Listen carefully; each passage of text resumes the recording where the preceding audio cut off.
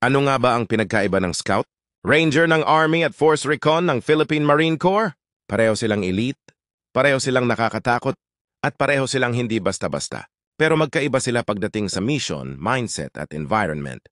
Ang Scout Rangers, kilala bilang Masters of Jungle Warfare, ay specialized sa long-range patrols, deep reconnaissance, at covert operations sa makakapal na kagubatan.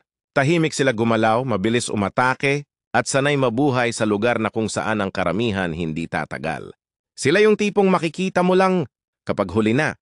Samantala ang Marine Force Recon, sila naman ang eyes and ears of the Marine Corps, highly trained sa amphibious recon, close combat, ship-to-shore operations, at mga misyon na nangangailangan ng malupit na lakas ng loob mula dagat, baybayin hanggang bundok.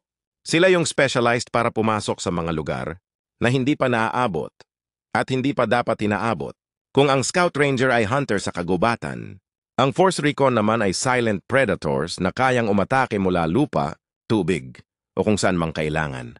Magkaiba man ang pinanggalingan pero iisa ang trademark, disiplina, tapang, at kakayahang gawin ang misyon kahit imposible.